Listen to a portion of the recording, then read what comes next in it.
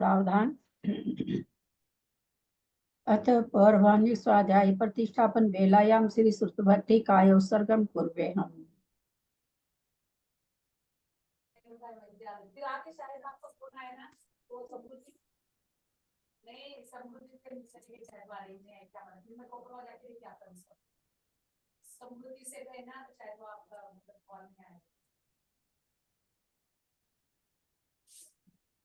कोटिशतं द्वादशैव कोट्यो लक्षाणि श्रुति दशकानि चैव पञ्चाशदष्टो सहस्रसङ्ख्याम् एतत् श्रुतं पञ्चपदं नमामि परहन्त भासि यथं गणर्देवीं गन्धियं सम्मं प्रणमामि भक्तियुक्तो सुधनान्मोहयं शिरसा इच्छामि भक्ति सुधभक्ति कौसग कौशस्लो अंगो वंग पहिने पावड़े परियम सुतपटमानु ओव पुवग्या चुलिया चे सुतटै थुई धम कहायम निचकाल अच्चे में पूजे में बंदामी नमस्सामी दुख को कम्मखो बहिलाओ सुगैगमनम समाहि मरणम जिनगुण संपत्ति हो मजा। अत पौर्वाणि स्वाध्याय प्रतिष्ठापन वेलायाम श्री आचार्य भक्ति काय सर्गम पूर्वे हम।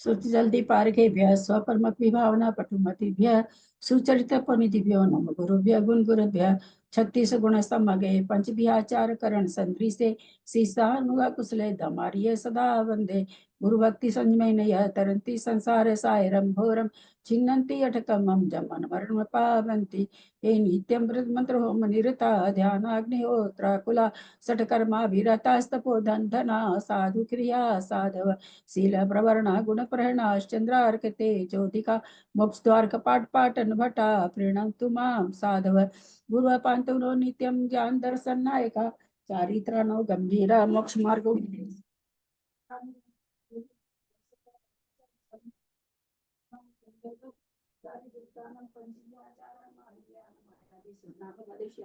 वज्जानम त्रिगुण पालम सो साम्य निचकालम अच्छेमी पूज्यमी बंदामी नमस्सामी दुख को कर्म को बोहिलाओ सुगैगम समाहि मरणम जिनको संपत्ति हो मध्यम ओकारम बिंदु संयुक्तम नित्यं ध्यायन्ति योगिनः कामदम मोक्षदम चैव ओंकाराय नमो नमः अविरल शब्द घनौघा प्रक्षालित सकल भूतल कलंका मुनि विरूपासी तीर्था सरस्वती हरतु न दूरिता नाम ज्ञानांजन शलाकया चक्षुरुन्मीलितं येन तस्मै श्री गुरुवे नमः श्री परम गुरुवे नमः परम्पराचार्य गुरुभ्यो नमः सकल कलुष विध्वंसकं श्रीशां परिवर्धकं धर्म संबंधकं भविजीव मना प्रतिबोधकारकं पुण्य प्रकाश पापूर्णासंविदं शास्त्रम श्री गोमठसार कर्मकांड नामधेयम् अस्य मूल ग्रंथ करता रह श्री सर्वज्ञ देवास्तुत्तर ग्रंथ करता है श्री गंधर देवा प्रति गंधर देवा तेषां बचुं सार्थम आसाद्य श्रीमत नेमि छंदाचार्य न विरिचितमिदं शास्त्रम श्रोता है सावधान ते शृण्वन्तु मंगलम भगवान वीरो मंगलम गौतमो गणि मंगलम कुंद कुंजाद्यो जैन धर्मोस्तु मंगलम सर्व मंगल मांगल्यम सर्व कल्याणकारकम प्रधानम सर्वधर्माणां जैनम जयतु शासनम जैनम जयतु शासनम जैनम जयतु शासनम सरस्वती नमस्तुभ्यं वरदे कामरूपिणी विद्यारंभं करिष्यामि सिद्धिर्भवतु मे सदा। द्वादशक जिनवानी माता की जय। परम मांगल्य ग्रंथ गोमठसार जी कर्मकांड जी की जय। आचार्य भगवंत सिंह नेमीचंद आचार्य की जय। आरिका गन्नी श्री आदिमती माता जी की जय। अढ़ाई दीप पे विराजमान सभी आचार्य उपाध्याय सर्व साधु के चरणों में नमस्तु नमस्तु नमस्तु। सभी आरिका माता जी के चरणों में बंदामी बंदामी बंदामी। सभी छुल्लक छुल्लिका एलक के चरणों में इच्छा में इच्छा में इच्छा में। सभी प्रतिमाधारी के चरणों में ग्रुप में विराजमान प्रतिमाधारी के चरणों में वंदना वंदना वंदना। पूज्य बाबू जी नेमीचंद भाई सब भाभी और भी जो भी पूज्य जन हो सबका सादर चरण स्पर्श सभी से सादर जय जिनेन्द्र। हम लोग गोमठसार जी कर्मकांड जी का स्वाध्याय कर रहे हैं जिसमें 9 अधिकार है। दूसरा अधिकार हमारा चल रहा है योग स्थानों के बारे में चर्चा चल रही है। 'खण्डमीय शिरसा नेमिं गुणरेण विभूषणं महावीरं सम्मतरेण निलयं पैडिसमुत्थितं गोच्छं नम्यूननेमि चन्दम् असहाय परकं महावीरं बन्धुदय सत्यजुतं ओघादेशे तवं गोच्छम्।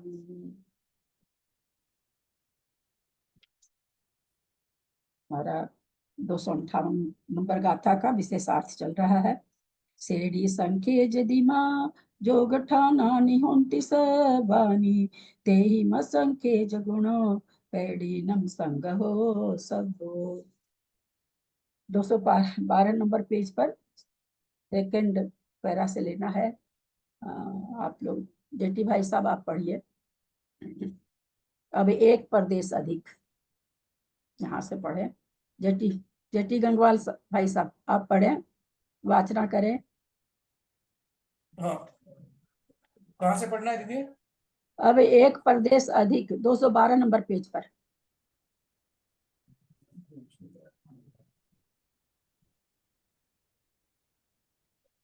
अब एक प्रदेश अधिक सबसे जघन्य अवगाहना के साथ नरकों में मरणांतिक समुद्घात करके या उसके बिना विग्रह गति द्वारा उत्पन्न होने वाले सिक्स्थ मत्स्यों के नरक गति प्रायोग्यानुपूर्वी के उतने ही विकल्प प्राप्त होते हैं।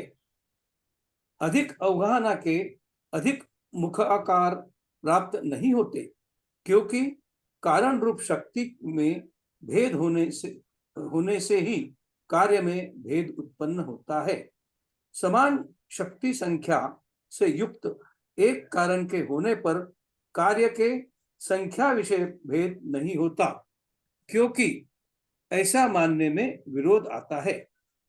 यहाँ क्या कहना चाह रहे हैं कि जघन्य अवगाहना से एक एक प्रदेश बढ़ रहा है, तो वो सालिसिक्त मत्स्य यानी जिसको तंदुल मत्स्य कहते हैं अपने लोग, है तो वही। तो वो यहाँ ये कहना चाह रहे हैं कि अगर एक प्रदेश बढ़ रहा है या दो प्रदेश इस तरह से बढ़ रहा है, तो उससे जो क्षेत्र है, आकाश के प्रदेश है, उसके बहुत सारे विकल्प नहीं बनेंगे, एक ही विकल्प रहेगा। कारण बताया उन्होंने कि अधिक अवगाहना से अधिक मुखाकार प्राप्त नहीं होते। मुखाकार पीछे बता के आए हैं कि पूरे शरीर को मुखाकार कहते हैं, मुख कहते हैं, या फिर शरीर के ऊपर के हिस्से को मुख कहते हैं, ऐसा पीछे आया है। तो यहाँ पर यही कह रहे हैं कि उससे कोई प्रदेश जहां से चल रहा वहां आकर के जन्म ले रहा, तो उससे कोई प्रदेशों में वृद्धि नहीं हो जाती है। तो इस कारण कह रहे हैं कि शक्ति कैसी, एक जैसी शक्ति, वो भी सालिसिक्त। पहला जो जघन्य अवगाहना वो भी सालिसिक्त का ही बताए, ये भी एक जघन्य अवगाहना से एक प्रदेश बढ़ा रहे हैं, तो ये भी उसी की बता रहे हैं।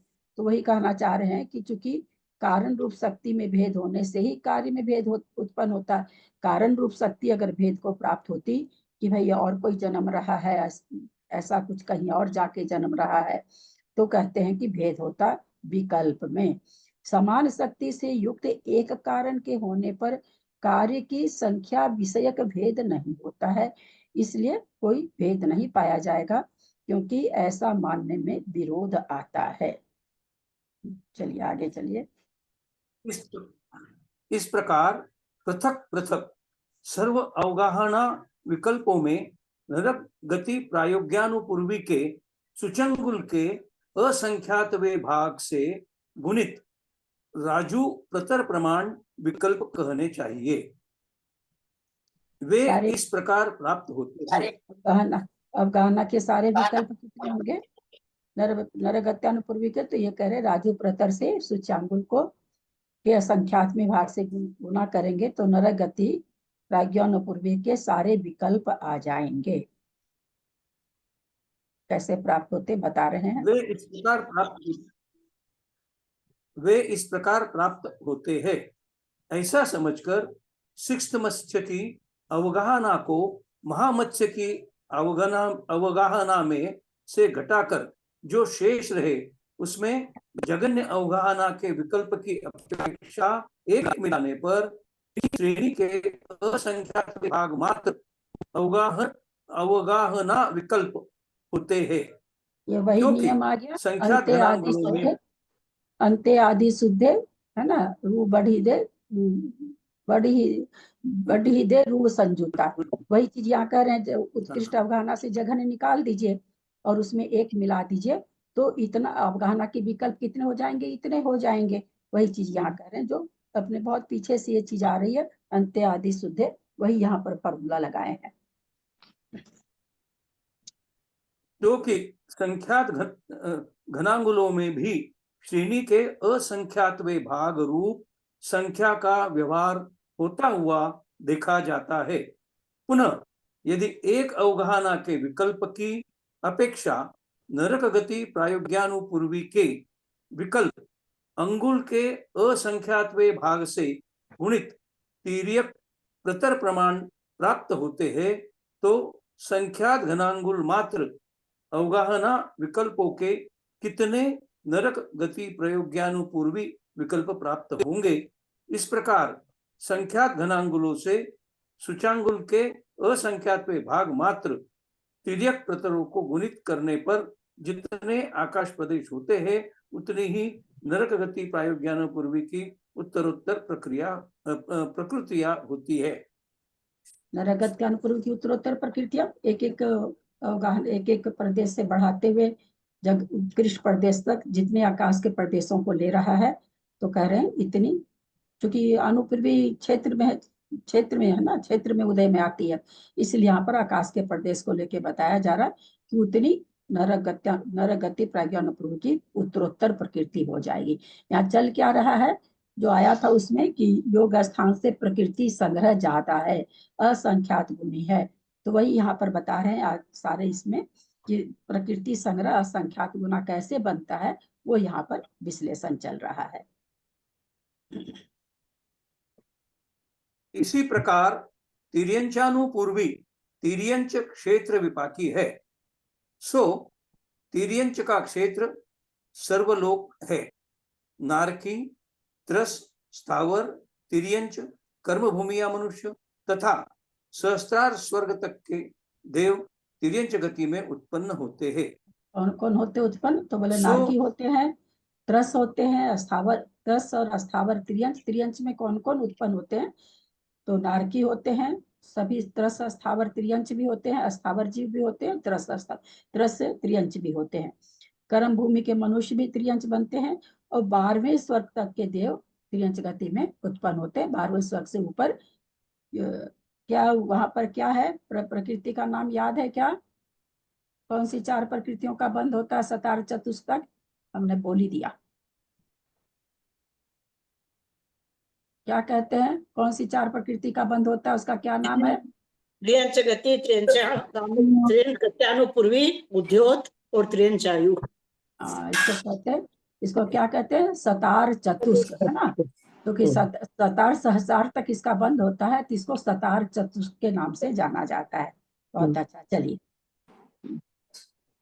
तो वे अनुपूर्वी के उदय से पूर्व शरीर के आकार को नहीं छोड़ते, अतः सूक्ष्म निगोदिया लब्ध पर्याप्त की जघन्य अवगाहना घनांकुल के असंख्यात भाग प्रमाण से पूर्वोक्त क्षेत्र को गुना करने पर तिर्यंचानुपूर्वी का प्रथम भेद होता है, तथा सबसे छोटी अवगाहना अपने लोग पढ़े थे उसमें जीवकांड जी में, सबसे छोटी अवगाहना घनांगुल के असंख्यात में भाग प्रमाण, उसको उस क्षेत्र से गुना करेंगे तो सबसे जघन्य अवगाहना है, तो तिर्यंच गति अनुपूर्व की सबसे जघन्य भेद आ जाएगा क्षेत्र का।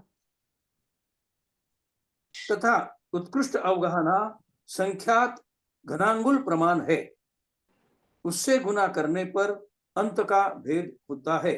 सो आदि अंत ऐसा क्यों बताया, यहाँ उत्कृष्ट अवगाहना किसकी होती है त्रियंच में, यहाँ संख्यात घन उत्कृष्ट अवगाहना संख्यात घनांगुल प्रमाण है, ऐसा क्यों कहा, मत्स्य की अवगाहना सबसे बड़ी होती है, वो संख्यात गुना संख्यात ही होती है, 1000 योजन लंबा, 500 चौड़ा, 250 मोटा, तो ये तो हम लोग भी मुंह से बोल पाते हैं और गिन भी सकते हैं, तो इसलिए उत्कृष्ट अवगाहना भी क्या है, संख्यात घनांगुल। एक घनांगुल में भी संख्यात घन्यांगुल का संख्यात्मक भाग, और यहाँ घन्यांगुल को संख्यात थोड़ी बड़े संख्यात बड़ी से गुना कर दिए तो कहते हैं क्योंकि संख्यात ही से भाग दे रहे हैं तो संख्यात घनांगुल प्रमाण है, यानी घनांगुल को संख्यात से गुना कर दीजिए तो उत्कृष्ट अवगाहना उतनी है, क्योंकि 1000 योजन का ही होता है इसलिए संख्यात यहाँ पर आया है। ये कौन सा पेज चल रहा है जी, जरा पेज नंबर बता देंगे, पैराग्राफ पेज नंबर। 212 212 जी नीचे से चौथी लाइन है। Thank you. शो आदि अंते शुद्धे वढ़िदे रुव संजुदे ठाना सूत्र के अनुसार अंत में से आदि को घटाकर उसे 1 से भाग देकर और उसमें 1 मिलाने पर जो प्रमाण हो उतने भेद तिर्यंचानुपूर्वी के होते हैं। उत्कृष्ट अवगाहना में से जघन्य अवगाहना को घटा दिया और उसमें 1 मिलाया तो उतने भेद तिर्यंच गत्यानुपूर्वी के हो जाएगा, क्योंकि उस हिसाब से अवगाहना बढ़ रही है, एक प्रदेश बढ़ रही है अवगाहना, तो उतने भेद तिर्यंच गत्यानुपूर्वी के हो जाएंगे। सूक्ष्म निगोदिया लब्ध पर्याप्तक जीव के उच्छेद घनांगुल के असंख्यात्वे भाग प्रमाण सबसे जघन्य अवगाहना के द्वारा तिर्यंचों में मरणांतिक समुद्घात करने पर एक तिर्यंच गति प्रायोग्यानुपूर्वी का विकल्प प्राप्त होता है, क्योंकि वह एक आकाश प्रदेश के संबंध से अपूर्व मुखाकार रूप से परिणमन का हेतु है। पुनः दूसरे सूक्ष्म निगोद पर्याप्तक जीव के उसी जघन्य अवगाहना के साथ तिर्यंचों में उत्पन्न होने पर अपूर्व मुखाकार प्राप्त होता है, उस समय दूसरा तिर्यंच गति प्रायोग्यानुपूर्वी विकल्प होता है। मुखाकार से हम लोग समझ गए ना, सारे शरीर को भी मुखाकार कहा और ऊपर के हिस्से को भी मुखाकार कहा, यहाँ तो सारे शरीर की बात चलेगी। इस प्रकार जघन्य अवगाहना का आलंबन लेकर घनलोक प्रमाण तिर्यंच गति प्रायोग्यानुपूर्वी के उत्तरोत्तर प्रकृति विकल्पों के प्राप्त होने तक अपूर्व मुखाकारों के साथ तिर्यंचों में उत्पन्न कराना चाहिए। अपूर्व से मतलब एक प्रदेश बढ़ा के तभी अपूर्व होगा। और यहाँ घन लोक प्रमाण में क्यों कहा? जघन्य अवगाहना का आलंबन लेकर घन लोक प्रमाण तिर्यंच गति प्राज्ञानुपूर्वी के उत्तरोत्तर प्रकृति विकल्पों के प्राप्त होने तक। घन लोक क्यों लिया यहाँ?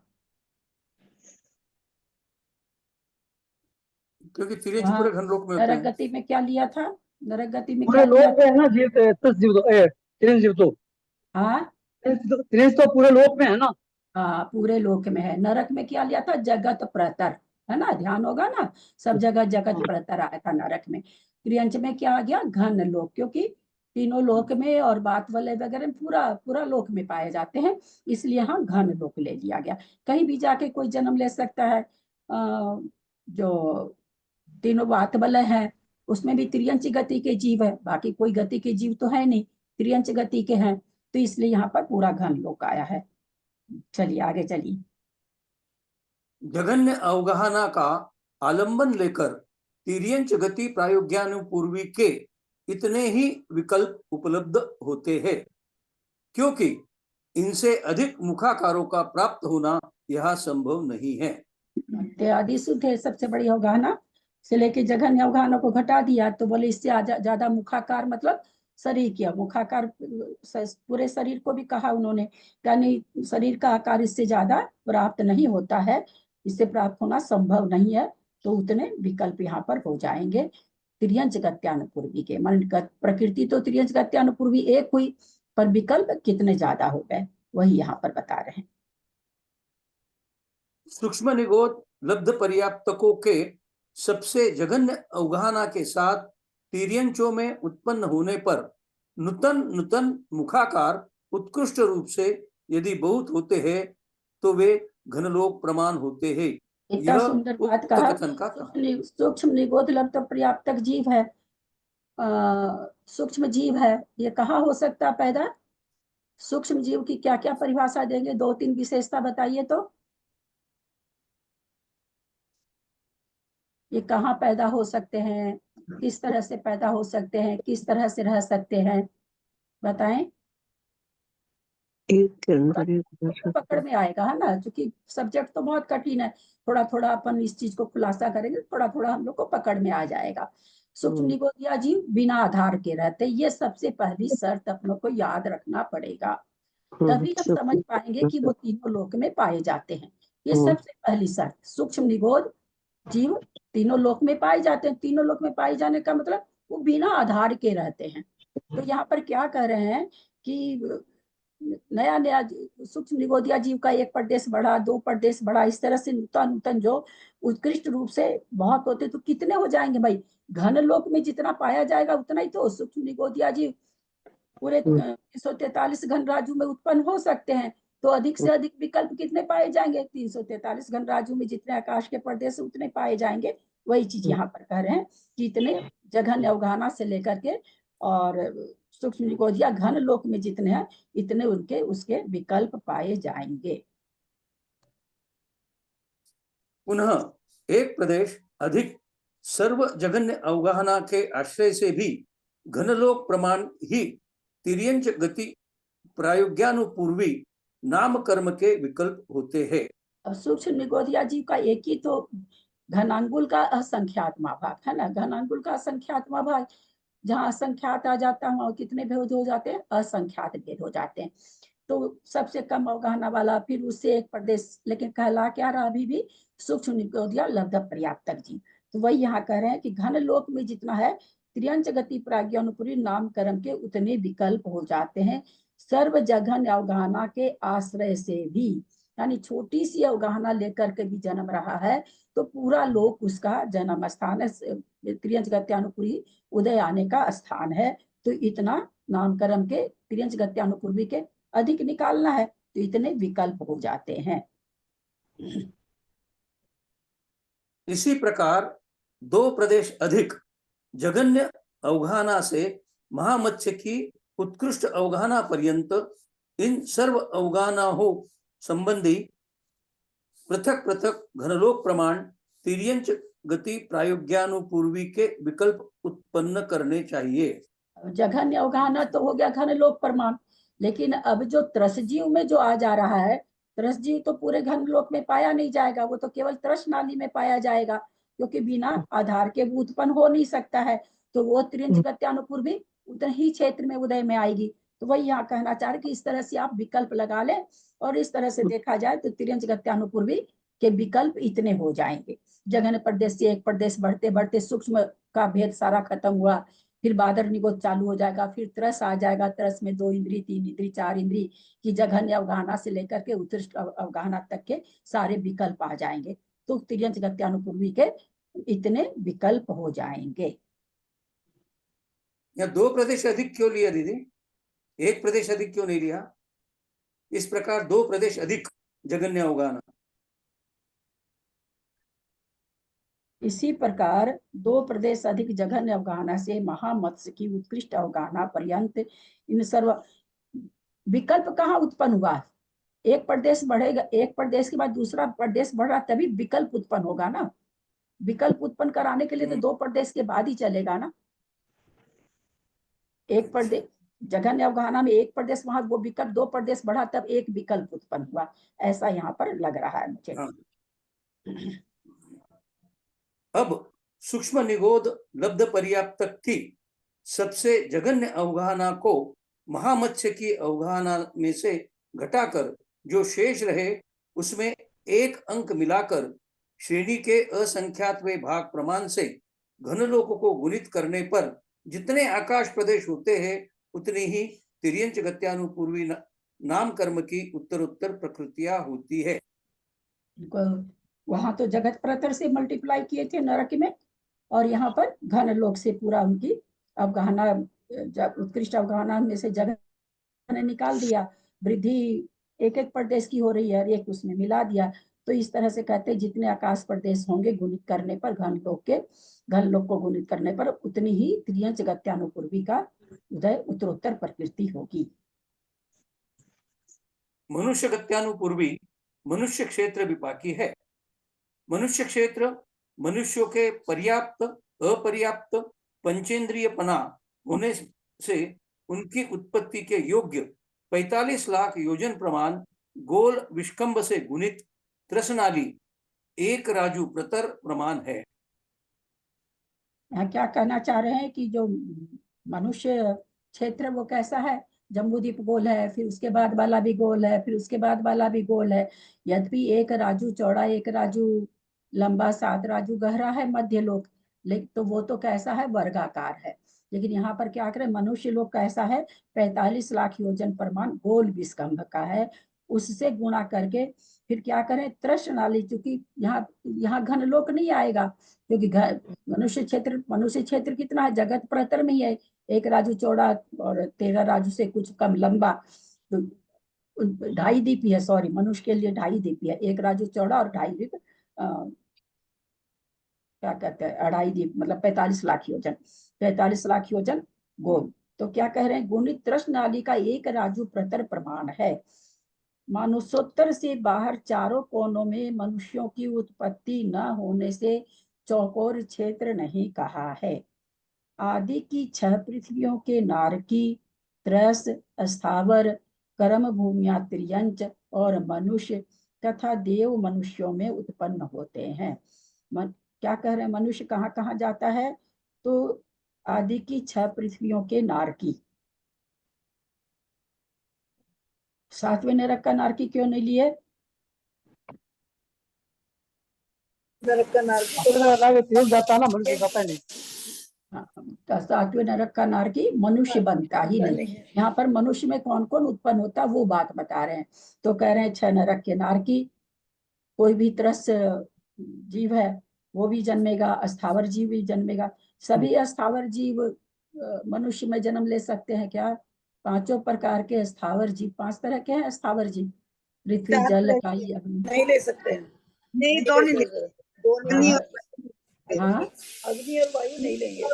हाँ, अग्नि और वायु का एक नहीं ले सकते। कर्म भूमिया त्रियंच ले सकते हैं। कर्म भूमिया त्रियंच क्यों लिखा? कर्म भूमिया त्रियंच और मनुष्य ऐसे ही इसको अलग से छांट के क्यों लिख दिया? क्योंकि वो नरक भी को भोगभूमि नरक स्वर्ग जाते देव और हैं, देव और भोगभूमि के स्वर्ग जाते नारकी नहीं लेते। ओहो, नरक क्यों ले आए बीच में? जब मनुष्य की चर्चा चल रही है तो नरक देव क्यों ले आते हैं बीच में? यहाँ कहाँ लिखा है वो सब?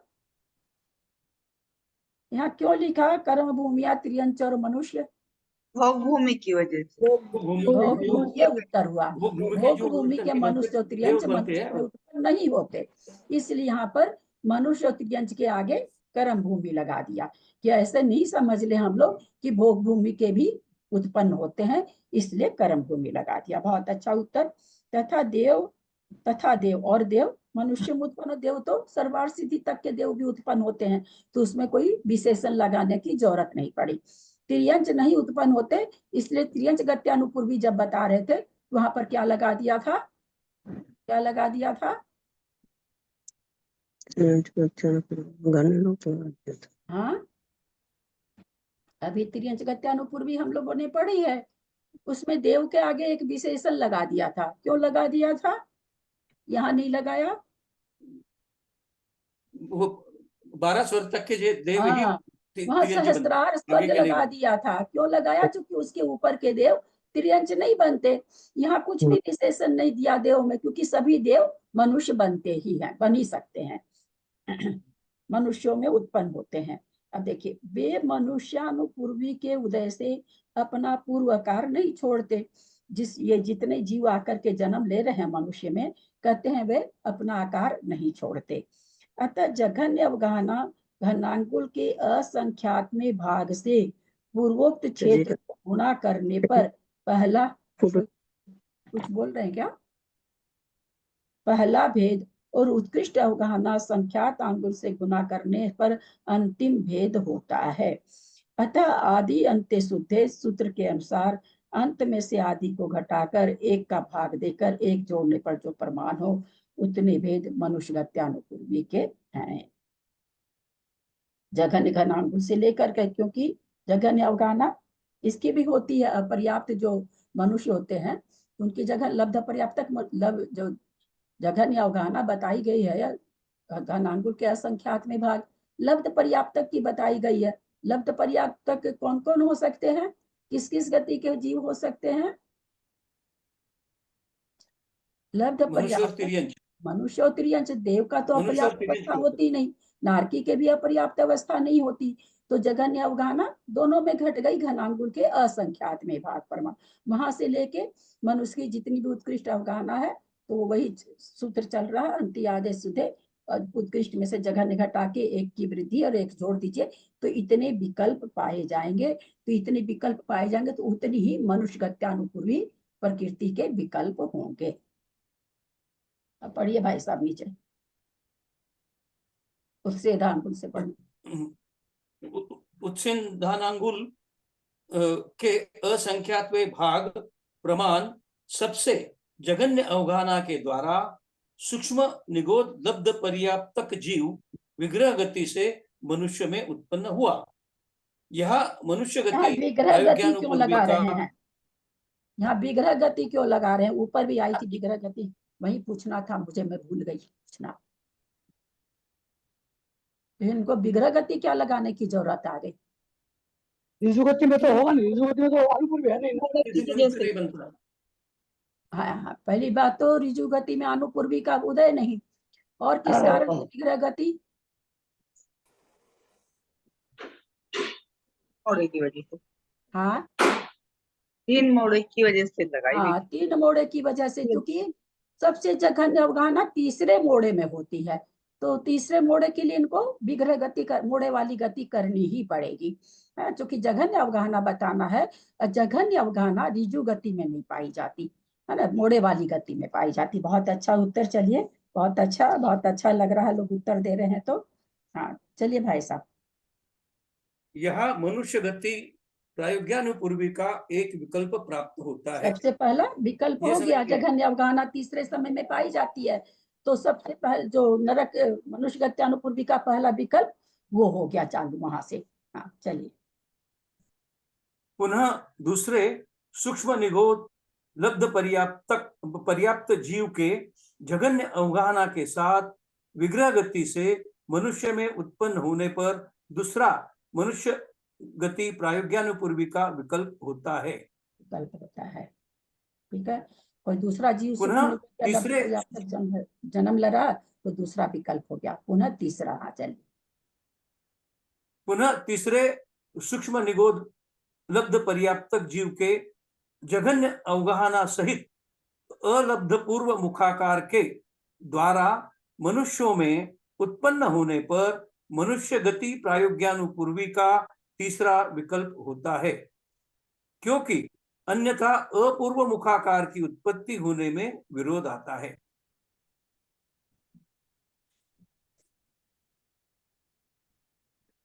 हाँ पढ़िए पढ़िए, आगे पढ़िए। वही मुखाकार वही आ रहा है, पूरे शरीर की अवगाहना।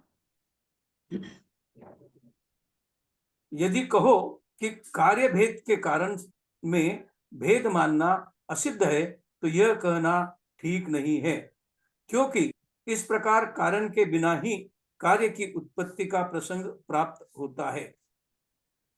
सबसे जघन्य इस अवगाहना का आलंबन लेकर अलब्ध पूर्व नानाविध मुखाकारों के साथ मनुष्यों में मारणांतिक समुद्घात को करने वाले सूक्ष्म निगोद लब्ध पर्याप्तक जीवों के 45 लाख योजन बाहुल्य रूप तिर्यक प्रतिरूप के जितने आकाश प्रदेश होते हैं उतने विकल्प प्राप्त होने तक मनुष्य गति प्रायोग्यानुपूर्वी प्रकृति के विकल्प उत्पन्न कराने चाहिए।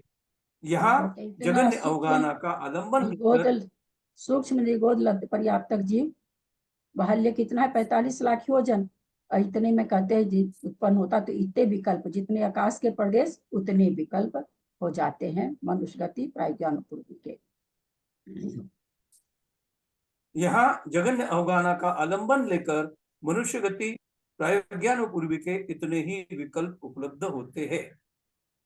इस अवगाहना से प्राप्त अनुपूर्वी प्रकृतियों को स्थापित करके सूक्ष्म निगोद लब्ध पर्याप्तक की जघन्य अवगाहना को महामत्स्य की उत्कृष्ट अवगाहना में से घटाकर जो शेष रहे उसमें एक अंक मिलाने पर जगत श्रेणी के असंख्यात भाग प्रमाण अवगाहना विकल्प होते हैं। इन अवगाहना विकल्पों से एक अवगाहना संबंधी अनुपूर्वी विकल्पों से गुणित करने पर मनुष्य गति प्रायोज्ञानुपूर्वी के सर्व प्रकृति विकल्पों का जोड़ होता है। चलिए आगे चलिए। देवानुपूर्वी देव क्षेत्र विपाकी है। देव सब त्रस होते हैं, ये एक अंक मिलाने से क्या बता दिया कि एक अंक मिलाने से शुरू से आ रहा ना विकल्प निकालने के लिए कि विकल्प कैसे निकालना चाहिए। आदि अंत शुद्धे बढ़ी दे रूप संजुदे ठाना।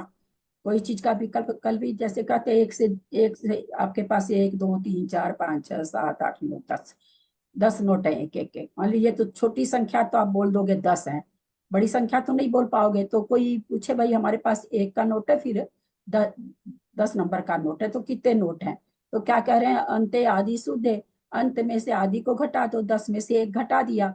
बढ़ ही दे वृद्धि से भाग दो, वृद्धि कितनी हो रही है 1 के बाद 2 का नोट है 2 के बाद 3, 1 1 की वृद्धि होती है, 1 से भाग दिए तो 9 में 1 सा भाग दे 9 आया। फिर कहते रू संजू दे 1 उसमें जोड़ दो तो 9 में 1 जोड़ दिए तो 10 आए।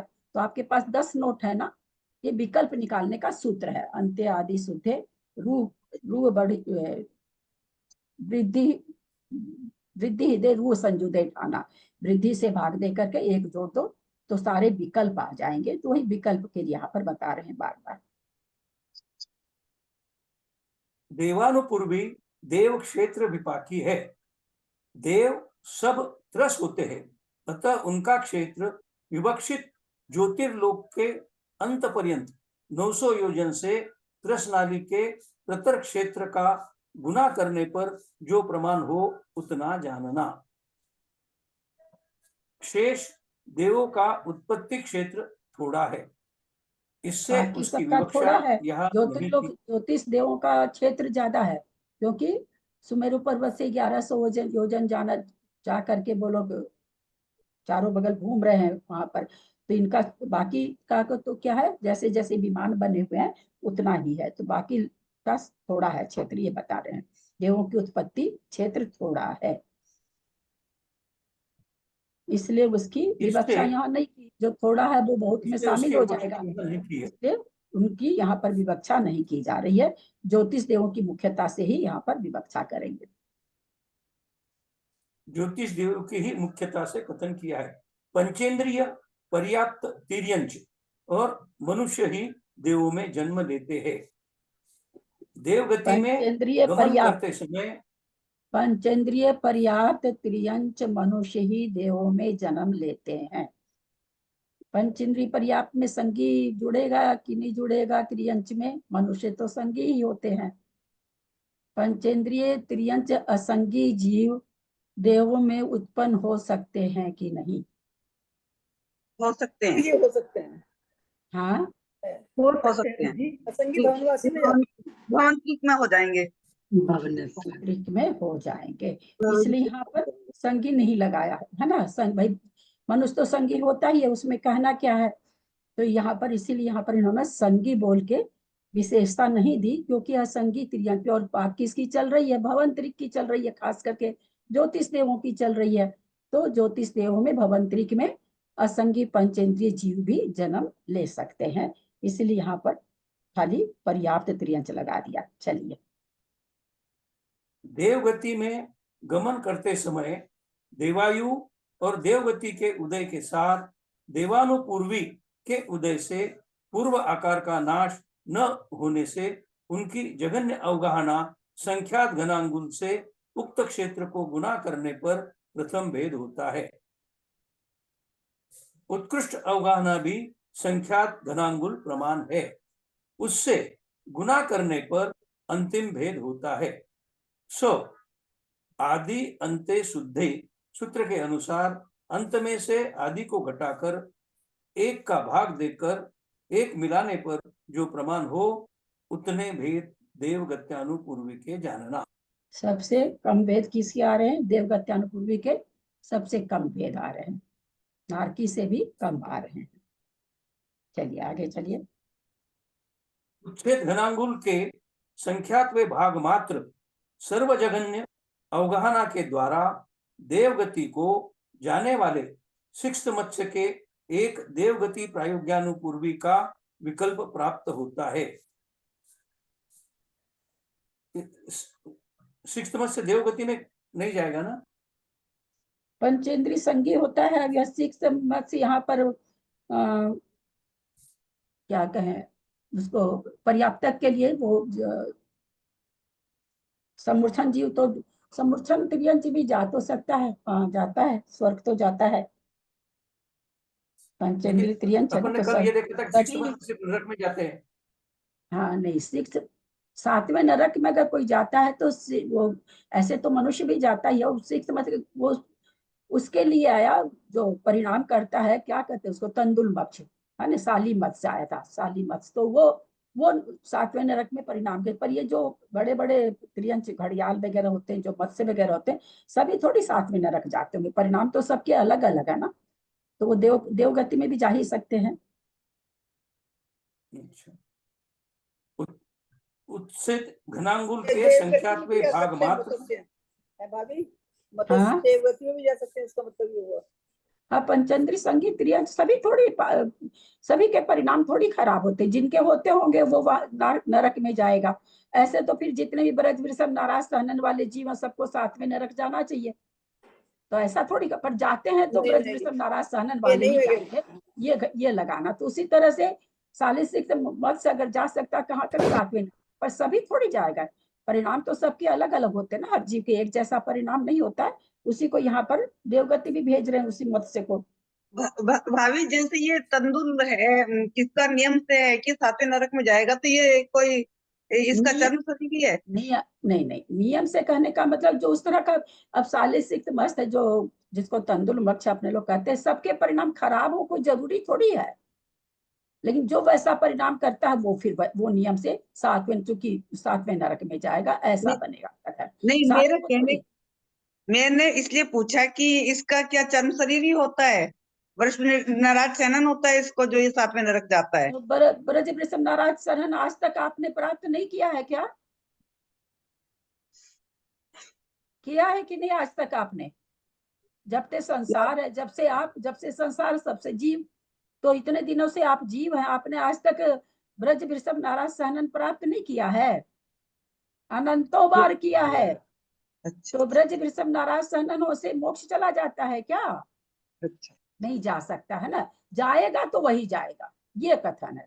सातवें नरक जाएगा तो वो जाएगा, सभी ब्रज वृषभ नाराज सहनन वाले थोड़ी चले जाएंगे नरक, या सभी ब्रज वृषभ नाराज सहनन वाले मोक्ष चले जाएंगे, ये थोड़ी घटेगा। तब तो फिर चौथा काल का सारे जीव मोक्ष चल जाना चाहिए, पूरा कर्म भूमि खाली हो जानी चाहिए, है ना? ऐसा नहीं है, जाएगा नहीं तो वो जाएगा नहीं ऐसे। भाभी, मेरा मेरा पूछने का अभिप्राय ये है, जैसे तंदुल मच्छ है, ये सातवें नरक जाता है, तो क्या इसका वृषभ नाराज सेनन होता है क्या? हाँ वो जो जब ये सातवें जो नरक जा रहा है तो ब्रज मेरे वृषभ पूछने नाराज का, सहनन होगा ही, हाँ महामत्स्य का ब्रज वृषभ नाराज सहनन ही बताया जा रहा है, तो होगा ही उसका जब सातवें नरक जा रहा है तो।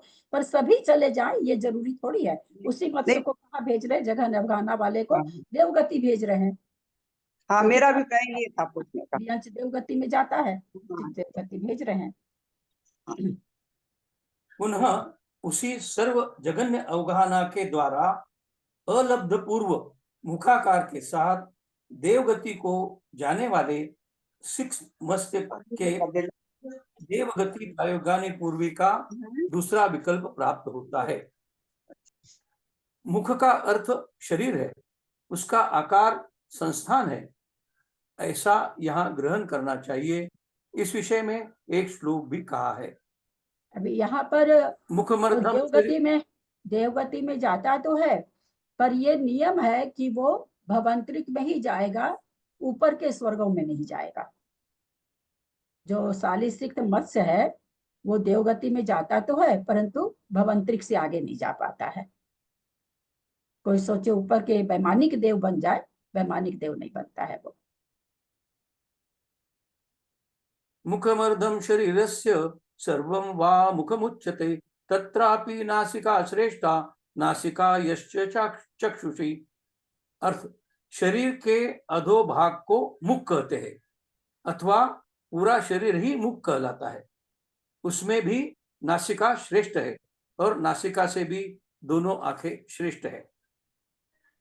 इस प्रकार पुनः पुनः अलब्ध पूर्व मुखाकार के साथ देवों में उत्पन्न होने वाले सिक्त मत्स्यों के 900 योजन बाहल्य रूप तिर्यक प्रतरों के जितने आकाश प्रदेश होते हैं उतने ही सबसे जघन्य अवगाहना का आलंबन लेकर देवगति प्रायोग्यानुपूर्वी के उत्तरोत्तर प्रकृति विकल्प प्राप्त होते हैं। 900 तब योजन एक यहाँ प्रदेश पर अधिक किसके लिए आया? ज्योतिष देवों के लिए आया है ना, पहले भी आ चुका है। ज्योतिष देवों की मुख्यता से, ये ज्योतिष देवों की मुख्यता से इतना जघन्य अवगाहना के कितने विकल्प हो जाएंगे? तो कह रहे हैं जितने आकाश के प्रदेश हैं उतने विकल्प हो जाएंगे।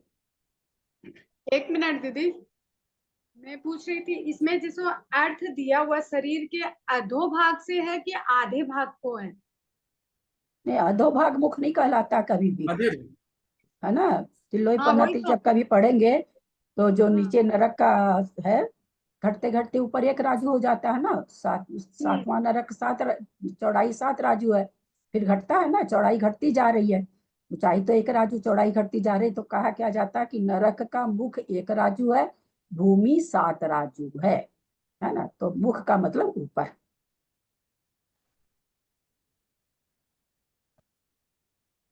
इस प्रकार इस पुस्तक में बहुत डिटेल्स है। इस मेरे प्रकार पास जो पुस्तक है उसमें डिटेल्स इतना नहीं है। है ही नहीं, वो इसीलिए विकास छाबड़ा जी कुछ नहीं पढ़ा है इसके बारे में, एक हाँ। शब्द ही नहीं आया, कुछ भी नहीं। खाली अंत बाद वाली 5-7 गाथा का खाली उन्होंने अर्थ करके और खत्म कर दिया है ही नहीं, एक शब्द भी नहीं है।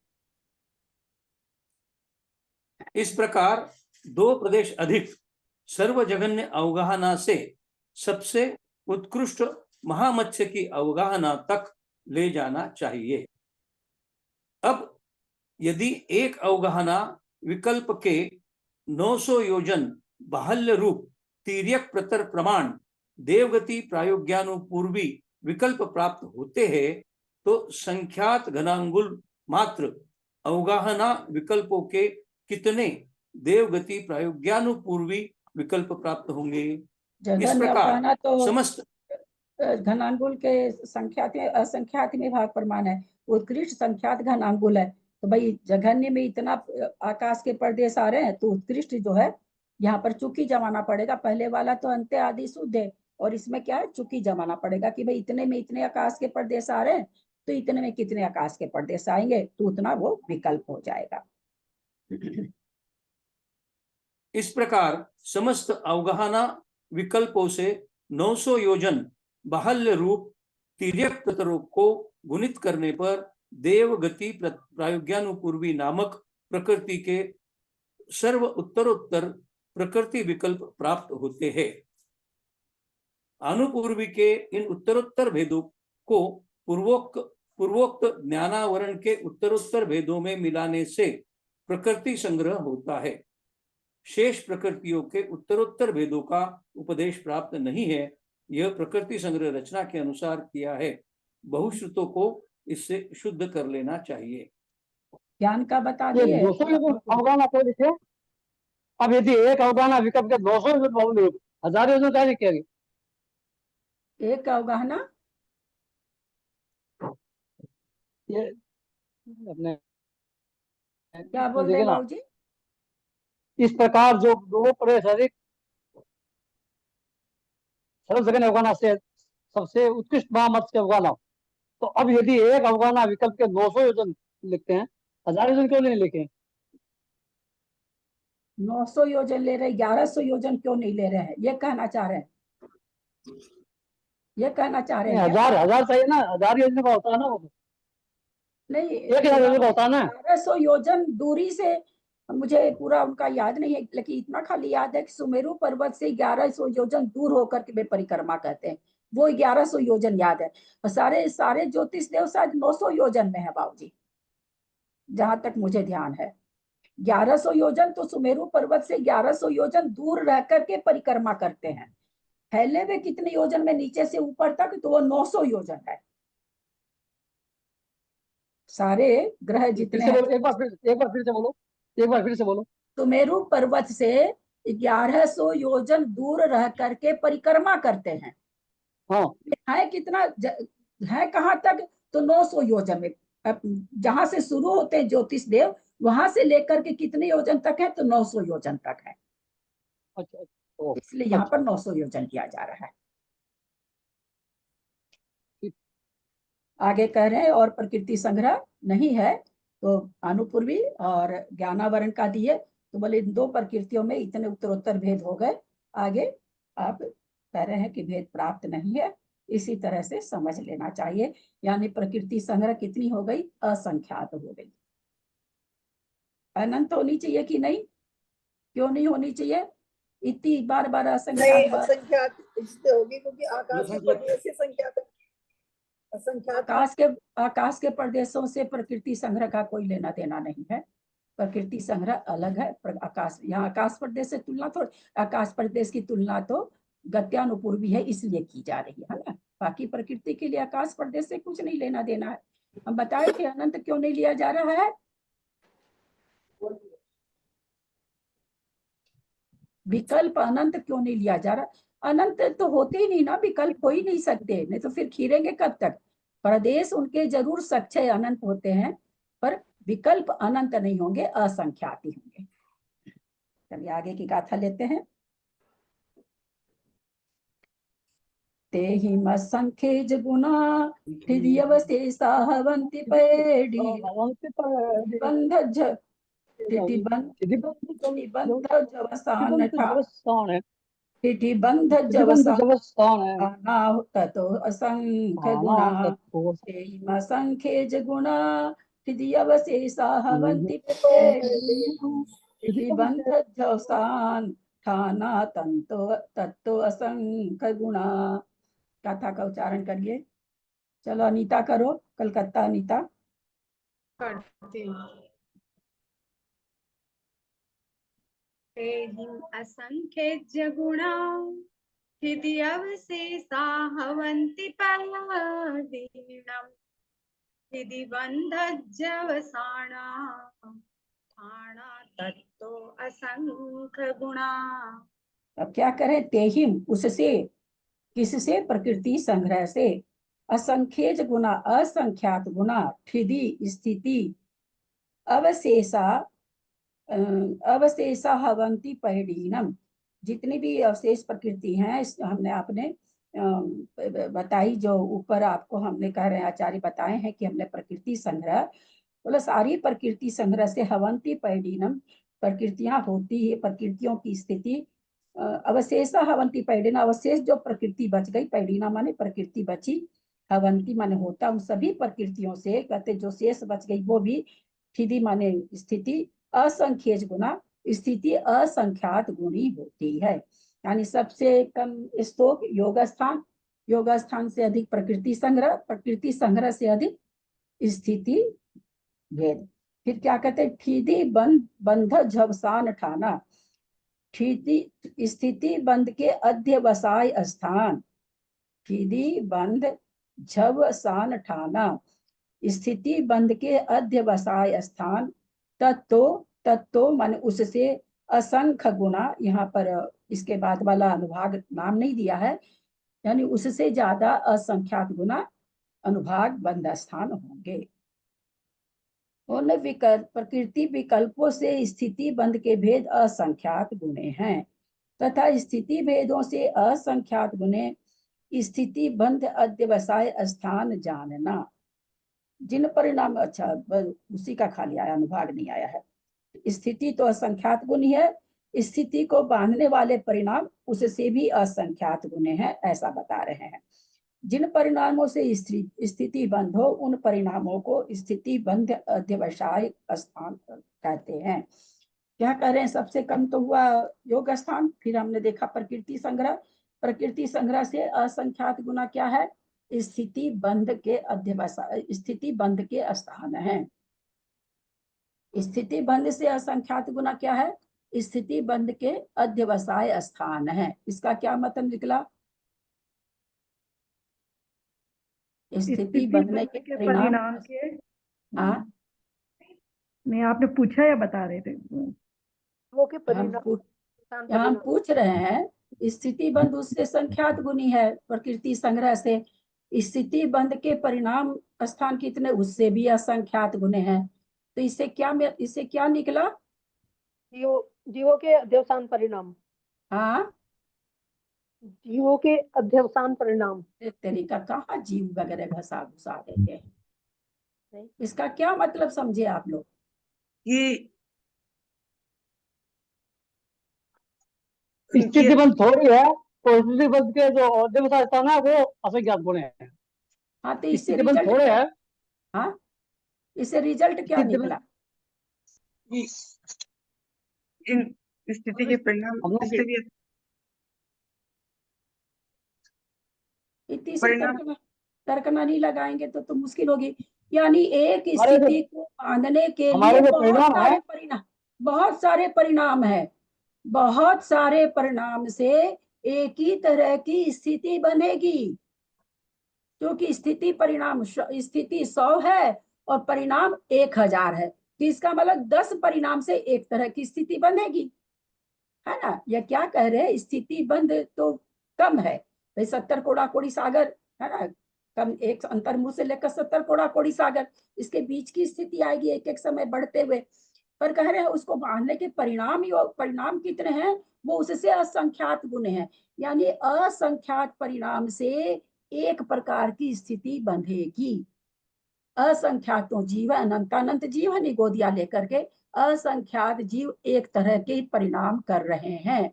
असंख्यात जीव को एक समय में एक तरह की स्थिति का बंध हो सकता है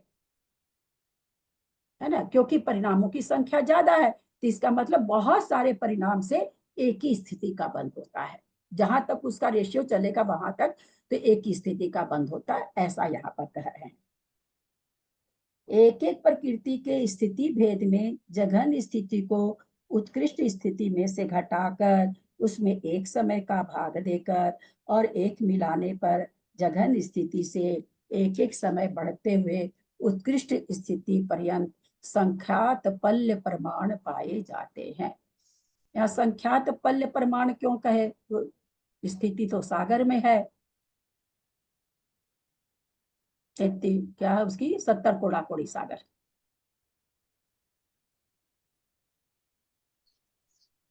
कम से कम अंतर्मूर्त, तो ये चीज तो बता दिए कि भाई अंतर्मूर्त को आप 70 कोड़ा कोड़ी सागर में से घटा दो तो जितना भी उसका विकल्प वो आगे वही अंत्य आदि शुद्धि करेंगे। तो यहाँ पर 70 कोड़ा कोड़ी सागर उत्कृष्ट स्थिति है, तो यहाँ पर संख्यात पल्य प्रमाण क्यों कहे,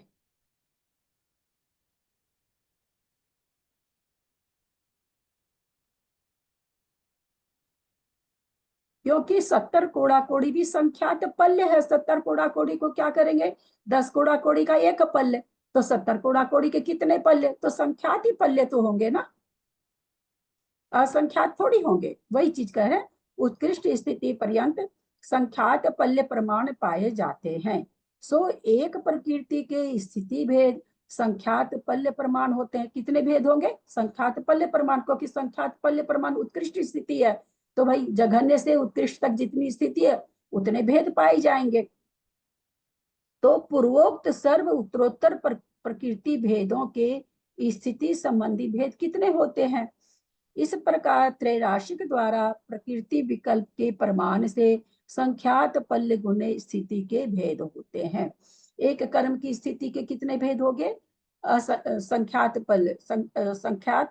पल्य हो गए, तो सारे प्रकृति के कितने हो जाएंगे, तो उसको संख्यात से गुणा कर देंगे। तो वही यहाँ कह रहे हैं, किसी कारण से प्रकृति संग्रह से जो स्थिति भेद है वो संख्यात गुणे हो जाएंगे,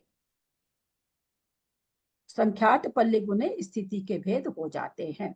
इन स्थिति के भेदों से स्थिति बंध अध्यवसाय स्थान असंख्यात गुणे हैं। प्रकृतियों के अपने अपने उदय से जो परिणाम उत्पन्न होते हैं उनकी ही अपनी अपनी स्थिति बंध में कारण होने से स्थिति बंध अध्यवसाय स्थान संज्ञा है। स्थिति बंध अध्यवसाय स्थान कसाय स्थान नहीं है। कसाय स्थान दूसरे हो जाएंगे, वो तो कसाय की तारतम्यता हो जाएगी। उस कसाय के द्वारा स्थिति कैसी बन रही है, यहाँ इसकी बात करें। हम कसाय के स्थान नहीं बता रहे हैं आपको, हम क्या बता रहे हैं, स्थिति बंध के जो अध्यवसाय स्थान है वो हम आपको बता रहे हैं। कसाय की तारतम्यता नहीं बता रहे हैं, हम स्थिति बंध के लिए जो अध्यवसाय परिणाम है उसके बारे में आपको बता रहे हैं। समय है क्या? अंक संदृष्टि ले क्या थोड़ा सा कि छोड़े? 11 बज गए भाभी, 11 बजे हैं। आगे ले भाजी, 10 मिनट ले लें। अंक संदृष्टि, एक प्रकृति की स्थिति, कल इसको वापस ले लेंगे, थोड़ा सा आज कर लेते, कल थोड़ा ज्यादा समझ में आएगा। एक प्रकृति की स्थिति बंध के कारण रूप परिणाम 3100 है एक प्रकृति की, और उस एक प्रकृति के स्थिति भेद 40 स्थिति स्थान जानने। जो भी हम लोगों ने किया कि भाई थोड़ी सी स्थिति है, परिणाम उसके ज्यादा है, तो बहुत सारे परिणाम से एक ही स्थिति बनेगी, वही यहाँ पर अंक संदृष्टि करके बता रहे हैं। नाना गुणहानि 5 तथा नाना गुणहानि प्रमाण के 2 के अंक लिखकर परस्पर गुणा करने पर अन्योन्य भ्यस्त राशि 32, ये तो याद होगी आप लोग को, अन्योन्य भ्यस्त राशि 2 पर पावर नाना गुणहानि। एक गुणहानि में स्थिति का प्रमाण गुणहानि प्रमाण, सो नाना गुणहानि शलाका का भाग सर्व स्थिति में भाग देने पर जो प्रमाण हो। गुणहानि आयाम जानना, नाना गुणहानि का स्थिति में भाग देते हैं तो एक गुणहानि का आयाम निकल जाता है। नाना गुणहानि 5 का भाग स्थिति 40 है, उसमें भाग दिए तो 8 हुए, यानी एक गुणहानि कितने समय की बनेगी? 8 समय की बनेगी। उस ये 8 समय तक क्या होगा, चय कैसा आएगा? 8 समय तक चय कैसा आएगा? उत्तरोत्तर घटते हुए, उत्तरोत्तर घटते या बढ़ते हुए क्या आएगा? 8 समय की एक गुणहानि आयाम है, तो एक गुणहानि आयाम में चय बढ़ता घटता दोनों को बोल रहे हैं, क्योंकि यहाँ क्या आएगा मुझे नहीं पता है, चय बढ़ता हुआ आएगा कि एक समान आएगा, क्या आएगा, या घटता हुआ आएगा एक समान आएगा? घटता हुआ आएगा।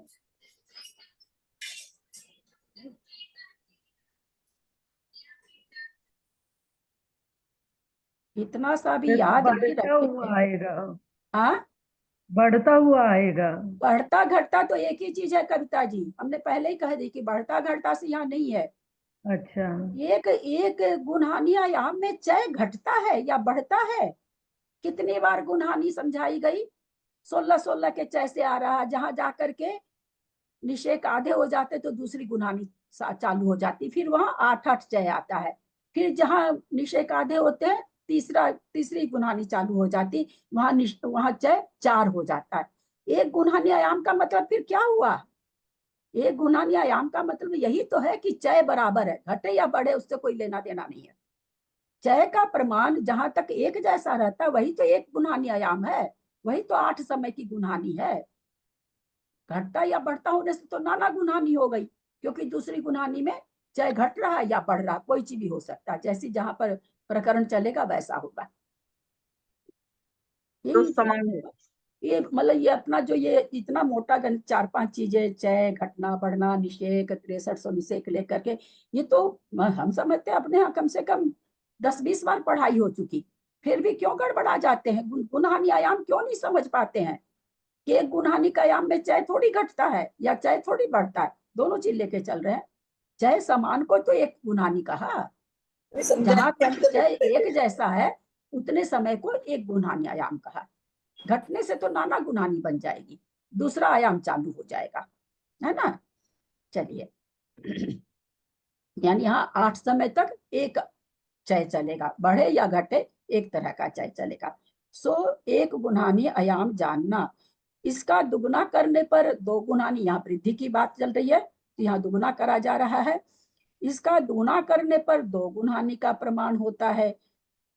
उन स्थिति के भेदों में सबसे जघन्य स्थिति बंध के कारण ऐसे स्थिति बंध अध्यवसाय स्थान सबसे स्तोक हैं, उनका प्रमाण नो है। पदहत मुख मदादि धनम मादि धनम, इस सूत्र से एक गुणहानि का जो आयाम है वही पद है। गच्छ 8 है, गच्छ माने काल समय, ये 8 से हत अर्थात गुणा हुआ मुख, गुणहानि आयाम से उसको हद से गुना कर दिए तो 72 आदि धन हुआ। जो सबसे शुरू 3100 जहां परिणाम है तो आदि धन वहां क्या होगा, 72 होगा। एक अधिक गुणहानि का भाग आदि स्थान में देने पर जो प्रमाण हो वह चय जानना। यहाँ गुणहानि का प्रमाण 8 है, वो एक अधिक करने पर 9 का भाग आदि स्थान 9 में देने से 1 आया, यह चय जानना। चय कौन सा हुआ, अब एक एक रूप से बढ़ा, क्योंकि चय यहाँ क्या आया, 1 आया। यह चय जानना, एक एक स्थान में एक एक चय बढ़ता हुआ स्थिति बंध अध्यवसाय स्थान प्रथम गुणहानि पर्यंत जानना। प्रथम गुणहानि में जो 8 समय की होगी वह एक एक 9, 10, 11, 12, 13, 14, 15 ऐसे यहाँ परिणाम पाए जाएंगे, एक एक समय वर्ती बढ़ रहा है। वेग पदार्थ धन चय गुणो गच्छ उत्तर धनम, अर्थात एक कम गच्छ के आधे को चय से गुणा करके पुनः गच्छ से गुणा करने पर जो प्रमाण हो वह सर्व चय धन जानना। अब पहले समय में तो क्या था, 9 था, दूसरे समय में 10, तीसरे समय में 11, 12वें समय में, चौथे समय में एक एक बढ़ रहा, तो 8 समय में कितना चय बढ़ा, पहले समय में 9, क्योंकि आदि धन इन्होंने कहा 9 है, दूसरे समय में 10, ऐसे करके 8 समय तक बढ़ा, तो कितना चय बढ़ा, 17।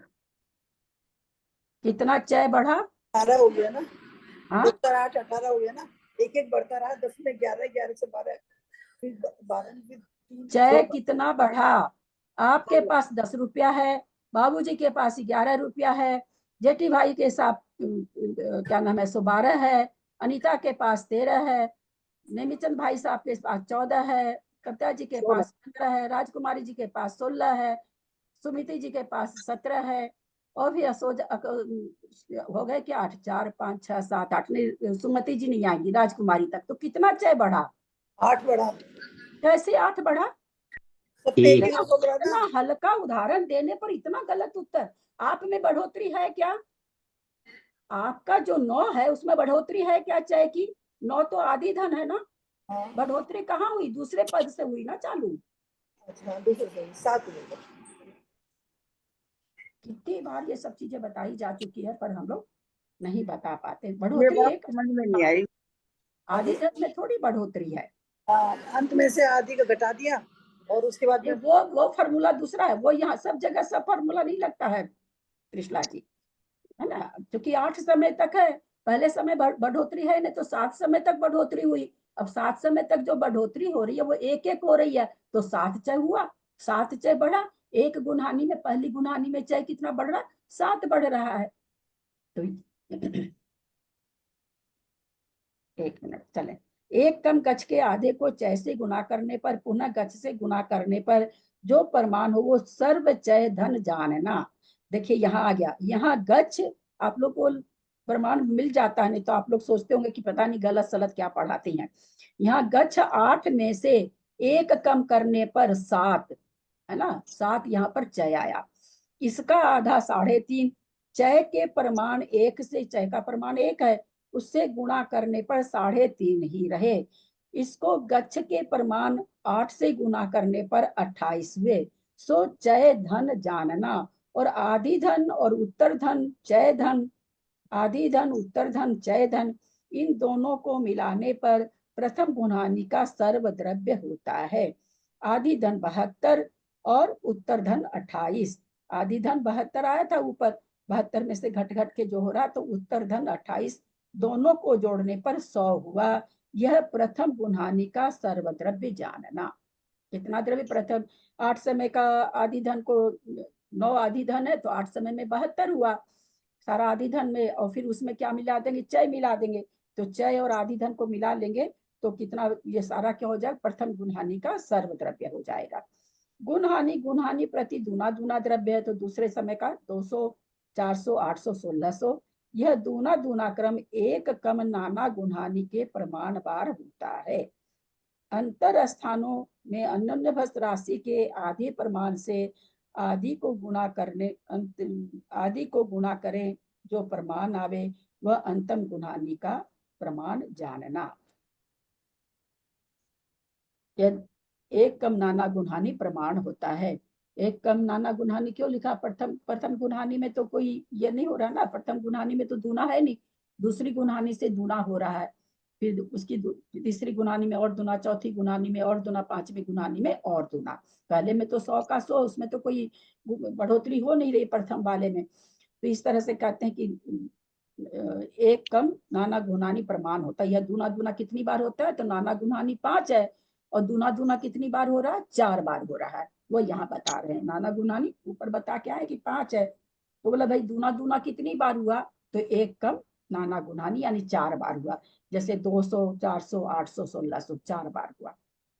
अंतर स्थानों में अन्योन्य भस्त राशि के आधे आदि को गुणा करने पर जो से आदि को गुणा करने पर जो प्रमाण आए वह प्रमाण है।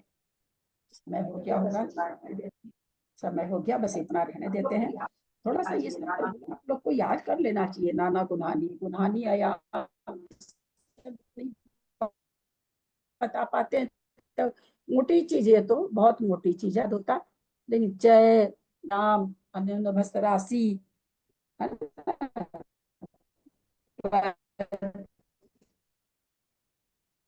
आदि धन अंत धन, ये सब चीज, तो इन सब चीजों को याद कर, कोई सब एक याद नहीं रहता है, कठिन वैसे नहीं कठिन है, तो थोड़ा सा बाकी फॉर्मूला तो इतने दिन से याद होना ही चाहिए कम से कम।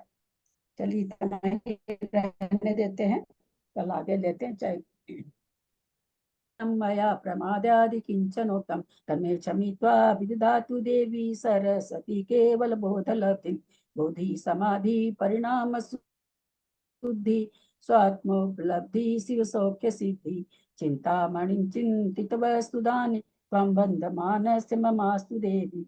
जावानी के ज्ञान ते सुझे लोकालोक सोबानी मस्तक चढ़ो सदा दे तू भोग। है जिनवानी भारती तोई जपू दिन रैन जो तेरा सरना कहे सो पावे सुख चैन। देव भजु अरहंत को गुरु से हो निर्ग्रंथ दया धर्म पाल सदा, यही मोक्ष का पंद्वाद संग जिनवानी माता की जय। 9 बार नमोकार।